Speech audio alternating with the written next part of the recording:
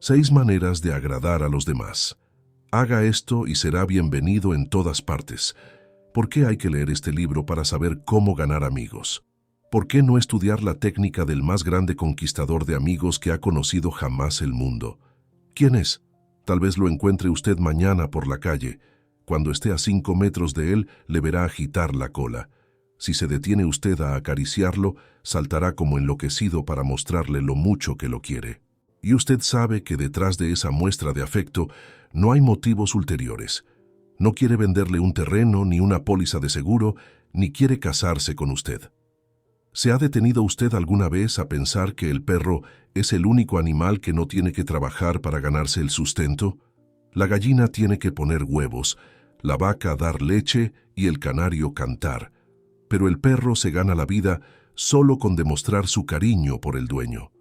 Cuando yo tenía 5 años, mi padre compró un cachorrito de pelo amarillo por 50 centavos. Fue la alegría y la luz de mi niñez. Todas las tardes a las 4:30 se sentaba frente a mi casa, mirando fijamente al camino con sus hermosos ojos, y tan pronto como oía mi voz o me veía venir agitando mi lata de comida entre los árboles, salía disparando como una bala. Corría sin aliento colina arriba para recibirme con brincos de júbilo y ladridos de puro éxtasis. Tipi fue mi constante compañero durante 5 años. Por fin, una noche trágica, jamás la olvidaré. Murió a 3 metros de mi cabeza. Murió alcanzado por un rayo. La muerte de Tipi fue la tragedia de mi niñez. Tipi nunca leyó un libro de psicología. No lo necesitaba. Sabía por algún instinto divino que usted puede ganar más amigos en 2 meses interesándose de verdad en los demás que los que se pueden ganar en 2 años cuando se trata de interesar a los demás en uno mismo. Permítaseme repetir la idea. Se pueden ganar más amigos en 2 meses si se interesa uno en los demás que los que se ganarían en 2 años si se hace que los demás se interesen por uno. Pero usted y yo conocemos personas que van a los tumbos por la vida porque tratan de forzar a los demás a que se interesen por ellas. Es claro que eso no rinde resultado. Los demás no se interesan en usted, no se interesan en mí, se interesan en sí mismas, mañana, tarde y noche. La compañía telefónica de Nueva York realizó un detallado estudio de las conversaciones por teléfono y comprobó cuál es la palabra que se usa con mayor frecuencia en ellas. Sí, ya ha adivinado usted, es el pronombre personal yo. Fue empleado 3.990 veces en 500 conversaciones telefónicas. Yo. Yo. Cuando usted mira la fotografía de un grupo en que está usted, ¿a quién mira primero? Si nos limitamos a tratar de impresionar a la gente y de hacer que se interese por nosotros, no tendremos jamás amigos verdaderos, sinceros. Los amigos leales, no se logran de esa manera. Napoleón lo intentó, y en su último encuentro con Josefina dijo: «Josefina, he tenido tanta fortuna como cualquiera en este mundo, y sin embargo, en esta hora, eres tú la única persona de la tierra en quien puedo confiar». Y los historiadores dudan que pudiera confiar aún en ella. Alfred Adler, el famoso psicólogo vienés, escribió un libro titulado «¿Qué debe significar la vida para usted?». En ese libro dice así: «El individuo que no se interesa por sus semejantes es quien tiene las mayores dificultades en la vida y causa las mayores heridas a los demás. De esos individuos surgen todos los fracasos humanos».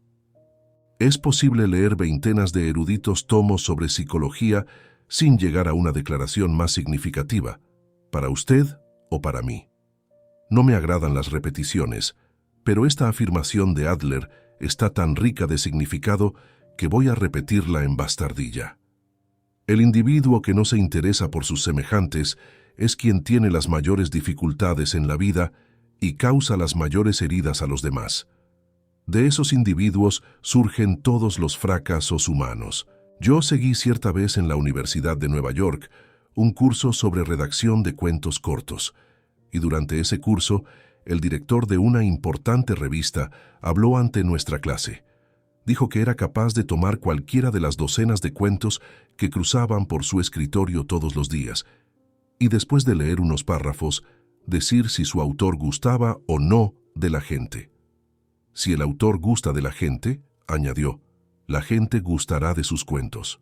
Este director, acostumbrado a tratar con la vida, se detuvo 2 veces en el curso de su conferencia sobre la forma de escribir y pidió excusas por predicarnos un sermón.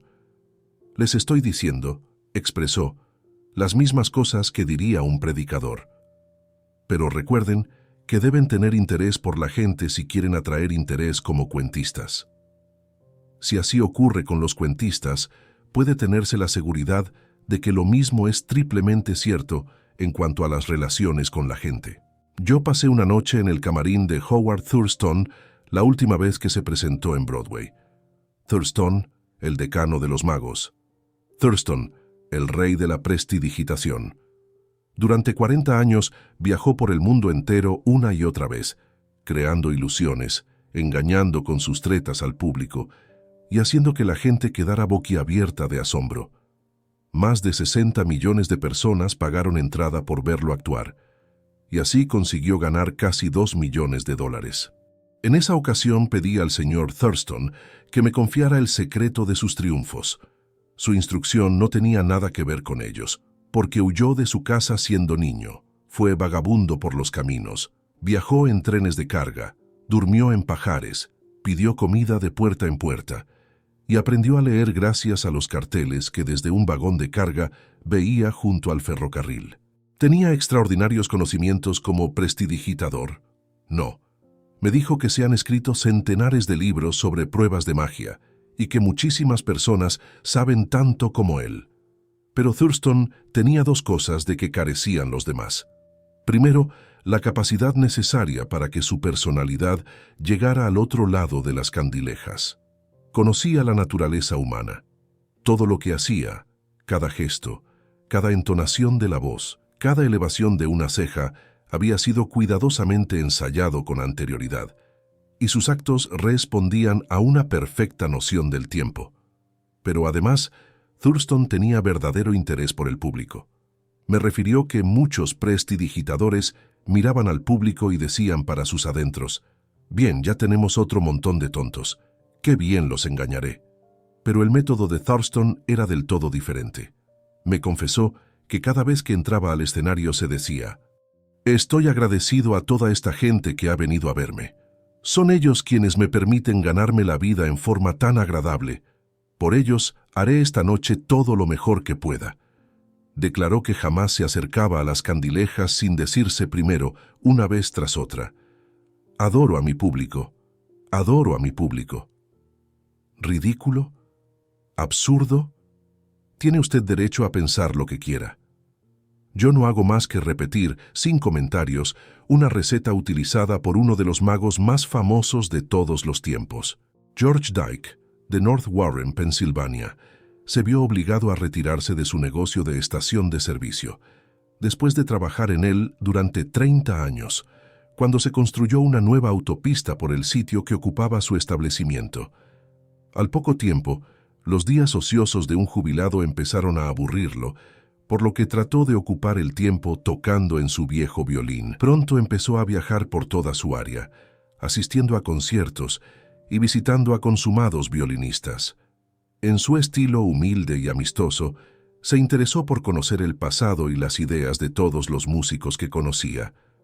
Aunque él mismo no era un gran violinista, hizo muchos amigos en el mundo de la música, asistió a toda clase de eventos musicales y los aficionados a la música country de todo el este de los Estados Unidos llegaron a conocerlo como el tío George, el rascador de violín del condado Kinsua. Cuando conocimos al tío George, tenía 72 años y disfrutaba de cada minuto de su vida. Gracias a su interés en otras personas, logró crearse una nueva vida en un momento en que la mayoría de la gente considera terminados sus años productivos. Ese mismo era uno de los secretos de la asombrosa popularidad de Theodore Roosevelt. Hasta sus sirvientes lo adoraban. Su valet James E. Amos escribió acerca de él un libro titulado Theodore Roosevelt, héroe de su ballet. En ese libro narra Amos este ilustrativo incidente. Mi mujer preguntó una vez al presidente qué era una codorniz. Jamás había visto una, y el presidente se la describió detalladamente. Algún tiempo después sonó el teléfono de nuestra casita. Amos y su esposa vivían en una casita alejada del edificio principal en la finca que Roosevelt tenía en Oyster Bay. Mi mujer respondió al llamado. Era el señor Roosevelt. Dijo que había llamado para decirle que frente a la ventana había una codorniz y que si mi mujer se asomaba podría verla. Estas cositas eran características de él. Cada vez que pasaba frente a nuestra casita, aunque no nos viera, le oíamos llamar "Iuhu Annie" o "Iuhu James". ¿Cómo es posible que los empleados no gustaran de un hombre así?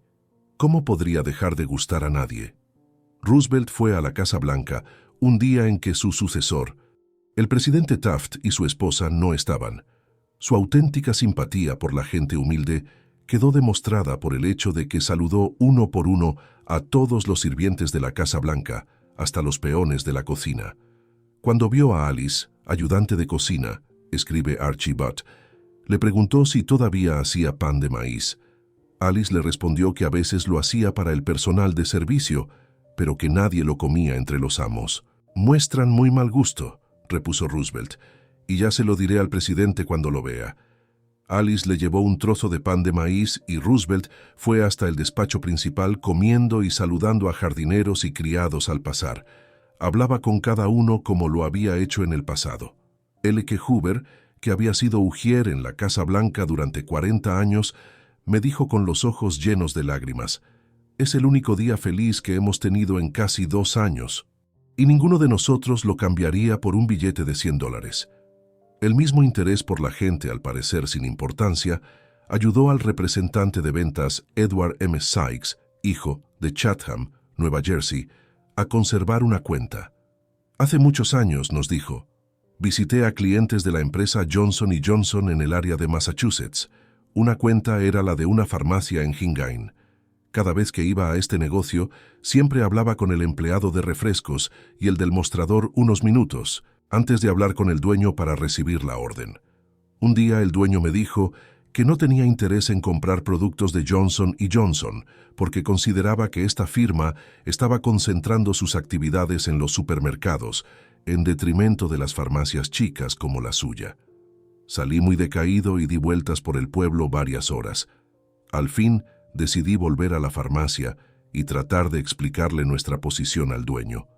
Cuando volví a entrar, como siempre, saludé a los empleados. Al verme el dueño me sonrió y me dio la bienvenida. Me dio una orden de compras que superaba las suyas habituales. Lo miré sorprendido y le pregunté qué había sucedido para hacerle cambiar de opinión desde mi visita anterior apenas unas horas antes. Me señaló al muchacho que atendía el mostrador de refrescos y dijo que cuando yo había salido antes, este joven había venido a decirle que yo era uno de los pocos vendedores que venían a la farmacia que se molestaba en saludarlo, a él y a los otros empleados. Le dijo al dueño que si había un vendedor que se merecía hacer buenos negocios, era yo. El dueño estuvo de acuerdo y siguió siendo un buen cliente. Nunca olvidé que un genuino interés en la otra persona es la cualidad más importante que pueda tener un vendedor, o, en realidad, cualquier persona. Por experiencia personal he descubierto que se puede lograr la atención y la cooperación hasta de las personas más ocupadas de los Estados Unidos si uno se interesa debidamente en ellas. Un ejemplo. Hace años yo dirigía un curso de literatura en el Instituto de Artes y Ciencias de Brooklyn, y quisimos que escritores tan importantes y ocupados como Kathleen Norris, Fannie Hurst, Ida Tarbell, Albert Payson Terhune y Rupert Hughes fueran al instituto y nos hicieran conocer sus experiencias. Les escribimos, pues, diciendo que admirábamos sus obras y que nos interesaba profundamente obtener sus consejos y conocer los secretos de sus triunfos. Cada una de estas cartas estaba firmada por unos 150 estudiantes. Decíamos comprender que los destinatarios estaban ocupados, demasiado ocupados para preparar una conferencia. Por ese motivo acompañábamos una lista de preguntas para que las respondieran con referencias acerca de ellos y de sus métodos de trabajo. A todos les gustó la carta. Aquellos escritores famosos dejaron sus tareas y fueron hasta Brooklyn a ayudarnos. Con el mismo método persuadí a Leslie M. Shaw, secretario del Tesoro en el gabinete de Theodore Roosevelt, a George W. Wickersham, procurador general en el gabinete de Taft, a William Jennings Bryan, a Franklin D. Roosevelt y a muchos otros hombres prominentes de que acudieran a hablar ante los estudiantes de uno de mis cursos de oratoria. Todos nosotros, seamos obreros en una fábrica, empleados en una oficina o incluso reyes, gustamos de la gente que nos admira. Recordemos al Kaiser Guillermo II, por ejemplo. Al terminar la Guerra Mundial, era quizás el hombre más universal y brutalmente despreciado de la tierra. Hasta su misma nación se volvió contra él cuando huyó a Holanda para salvar la cabeza. Era tan intenso el odio contra él que millones de personas habrían querido despedazarlo o quemarlo en la hoguera. En medio de esta furia general, un niño escribió al Kaiser una carta sencilla y sincera, que mostraba gran bondad y admiración. Este niño decía que cualquiera fuese la idea de los demás, él siempre amaría a su emperador Guillermo. El Kaiser se sintió conmovido e invitó al niño a que fuera a visitarlo. Así lo hizo el pequeño, acompañado de su madre, y con ella contrajo enlace el Kaiser. Aquel niño no necesitaba leer un libro como este. Ya sabía instintivamente cómo hacerlo. Si queremos obtener amigos, dediquémonos a hacer cosas para los demás, cosas que requieren tiempo, energía, altruismo. Cuando el duque de Windsor era príncipe de Gales, tuvo que hacer una gira por la América del Sur, y antes de emprenderla, pasó varios meses estudiando español, para poder hablar en el idioma de los países que visitaba. Y los habitantes de América del Sur lo tuvieron en gran estima por eso. Durante años me he preocupado por conocer los cumpleaños de mis amigos. ¿Cómo? Aunque no tengo el menor asomo de fe en la astrología, empiezo por preguntar a un amigo si cree que la fecha de nacimiento tiene algo que ver con el carácter y la disposición de cada uno. Luego le pido que me diga el día y el mes de su nacimiento. Si me dice 24 de noviembre, por ejemplo, no hago más que repetir para mis adentros 24 de noviembre, 24 de noviembre. En cuanto mi amigo vuelve la espalda, escribo su nombre y su cumpleaños, y después, en casa, paso el dato a un libro especial. Al comienzo de cada año escribo estas fechas y nombres en las hojas de mi calendario, de modo que les presto atención automáticamente. Cuando llega el día, envío una carta o telegrama. ¡Qué buena impresión causa! A veces soy la única persona del mundo que ha recordado un cumpleaños de esos. Si queremos hacer amigos, saludemos a los demás con animación y entusiasmo. Cuando llama a alguien por teléfono, empleemos la misma psicología. Digamos, hola con un tono que revele cuán complacidos estamos por escuchar a quien llama. Muchas compañías dan instrucciones a sus operadores telefónicos de saludar a todos los llamados en un tono de voz que irradie interés y entusiasmo. El que llama siente así que la compañía se interesa en él. Recordémoslo cuando respondamos mañana al teléfono. Mostrar un interés genuino en los demás no solo le reportará amigos, sino que también puede crear lealtad a la compañía por parte de los clientes. En un número de la publicación del National Bank of North America de Nueva York, se publicó la siguiente carta de Madeleine Rosedale, una depositante.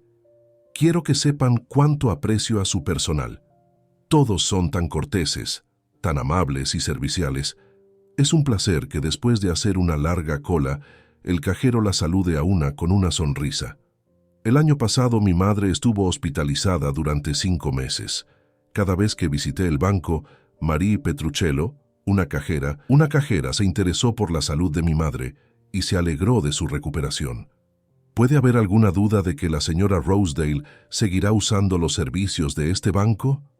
Charles R. Walters, empleado en uno de los grandes bancos de Nueva York, fue encargado de preparar un informe confidencial sobre cierta empresa. Solo sabía de un hombre, dueño de los hechos que necesitaba con tanta urgencia. El señor Walters fue a ver a ese hombre, presidente de una gran empresa industrial. Cuando el señor Walters era acompañado al despacho del presidente, una secretaria asomó la cabeza por una puerta y dijo al presidente que no podía darle ese día ningún sello de correos. Colecciono estampillas para mi hijo que tiene 12 años. explicó el presidente al señor Walters. El señor Walters expuso su misión y comenzó a hacer preguntas. El presidente se mostró vago, general, nebuloso. No quería hablar y aparentemente nada podía persuadirle de que hablara. La entrevista fue muy breve e inútil. Francamente, no sabía qué hacer, dijo la señora Walters al relatar este episodio ante nuestra clase, pero entonces recordé a la secretaria, las estampillas y el hijo, y también recordé que el departamento extranjero de nuestro banco coleccionaba estampillas llegadas con las cartas que se reciben de todos los países del mundo. A la tarde siguiente, visité a este hombre y le hice decir que llevaba algunas estampillas para su hijo. ¿Me recibió con entusiasmo? Pues, señor, no me habría estrechado la mano con más fruición si hubiese sido candidato a legislador. Era todo sonrisas y buena voluntad. A mi George le encantará esta, decía mientras examinaba las estampillas. Y, mire esta es un tesoro. Pasamos media hora hablando de estampillas y mirando retratos de su hijo, y después dedicó más de una hora de su valioso tiempo a darme todos los informes que yo quería, y sin que tuviese yo que pedírselo siquiera. Me confió todo lo que sabía, y después llamó a sus empleados y los interrogó en mi presencia. Telefoneó a algunos de sus socios. Me abrumó con hechos, cifras, informes y correspondencia. Como dirían los periodistas, tenía yo una primicia. Veamos otro ejemplo. C. M. Knafle, Jr., de Filadelfia, había tratado durante años de vender combustible a una gran cadena de tiendas. Pero la compañía seguía comprando el combustible a un comerciante lejano, y lo hacía pasar en tránsito frente a la oficina del señor Knafle. Este pronunció una noche ante una de mis clases un discurso en el que volcó toda su ira contra las cadenas de tiendas a las que calificó de maldición del país, y todavía se preguntaba por qué no podía vender su carbón. Le sugerí que intentara otra táctica. En resumen, lo que sucedió fue esto. Organizamos entre los miembros del curso un debate sobre «Está decidido que la propagación de las cadenas de tiendas hace al país más mal que bien». Por indicación mía, Knafle asumió el bando negativo. Convino en defender a las cadenas de tiendas y fue a ver derechamente a un director. «No he venido», le dijo, «a tratar de venderle combustible. He venido a pedirle un favor». Le informó luego sobre el debate y agregó: «He venido a pedirle ayuda porque no conozco otra persona que sea tan capaz de hacerme conocer los hechos que quiero. Deseo ganar este debate y le agradeceré sobremanera que me ayude». Oigamos el resto del episodio en las propias palabras del señor Knafle. Había pedido a este hombre exactamente 1 minuto de tiempo. Con esa condición, consintió en verme. Después de exponer yo mi situación, me invitó a sentarme y me habló durante 1 hora y 47 minutos. Llamó a otro director que había escrito un libro sobre el tema. Escribió a la Asociación Nacional de Cadenas de Tiendas y me consiguió un ejemplar de un folleto. Este hombre entiende que las cadenas de tiendas prestan un verdadero servicio a la humanidad. Está orgulloso de lo que hace en centenares de comunidades. Le brillaban los ojos al hablar, y he de confesar que me abrió los ojos sobre cosas que yo jamás había soñado. Cambió toda mi actitud mental. Cuando me marchaba, fue conmigo hasta la puerta, me puso un brazo alrededor de los hombros, me deseó felicidad en el debate y me pidió que fuera a verlo otra vez para hacerle saber cómo me había ido. Las últimas palabras que me dirigió fueron: «Haga el favor de verme dentro de unos días. Me gustaría hacerle un pedido de combustible». Para mí aquello era casi un milagro. Ofrecía comprarme el combustible sin haberlo mencionado yo siquiera. Conseguí más en 2 horas, interesándome honradamente en él y en sus problemas, que en muchos años de bregar, porque se interesara en mí y en mi producto. ¿No ha descubierto usted, señor Knafle, una verdad nueva? Porque hace mucho tiempo, 100 años antes de que naciera Jesucristo, un famoso poeta romano, Publio Ciro, señaló: «Nos interesan los demás cuando se interesan por nosotros». El interés, lo mismo que todo lo demás en las relaciones humanas, debe ser sincero. debe dar dividendos no solo a la persona que muestra el interés, sino también a la que recibe la atención. Es una vía de dos manos. Las dos partes se benefician. Martin Ginsberg, que siguió nuestro curso en Long Island, Nueva York, nos contó cómo el interés especial que había tomado una enfermera en él había afectado profundamente su vida. Era el Día de Acción de Gracias y yo tenía 10 años. Estaba en una sala de beneficencia de un hospital y al día siguiente se me haría una importante operación de ortopedia. Sabía que lo único que me esperaba eran meses de confinamiento, convalecencia y dolor. Mi padre había muerto. Mi madre y yo vivíamos solos en un pequeño departamento y dependíamos de la asistencia social. Mi madre no podía visitarme ese día porque no era día de visitas en el hospital. A medida que transcurría el día, me abrumaba cada vez más el sentimiento de soledad, desesperación y miedo. Sabía que mi madre estaba sola en casa preocupándose por mí, sin compañía alguna, sin nadie con quien cenar y sin el dinero siquiera para permitirse una cena de Día de Acción de Gracias. Me subían las lágrimas y terminé metiendo la cabeza bajo la almohada y tapándome todo con las frazadas. Lloré en silencio, pero con tanta amargura que me dolía el cuerpo entero. Una joven estudiante de enfermería oyó mis sollozos y vino hacia mi cama. Me hizo asomar la cabeza y comenzó a secarme las lágrimas. Me contó lo sola que estaba, pues debía trabajar todo el día y no podía pasarlo con su familia. Me preguntó si quería cenar con ella. Trajo 2 bandejas de comida, pavo, puré de papas, salsa de fresas y helado de crema de postre. Me habló y trató de calmar mis temores. Aun cuando su hora de salida eran las 4 de la tarde, se quedó conmigo hasta casi las 11 de la noche. Y no se marchó hasta que me quedé dormido. Desde entonces han pasado muchos días de Acción de Gracias, pero nunca paso uno sin recordar aquel y mis sentimientos de frustración, miedo, soledad y la calidez y ternura de la desconocida que me lo hizo soportable. Si usted quiere gustar a los otros, si quiere tener amigos de verdad, si quiere ayudar a los otros, al mismo tiempo que se ayuda a usted mismo, no olvide esto. Regla 1. Interésese sinceramente por los demás.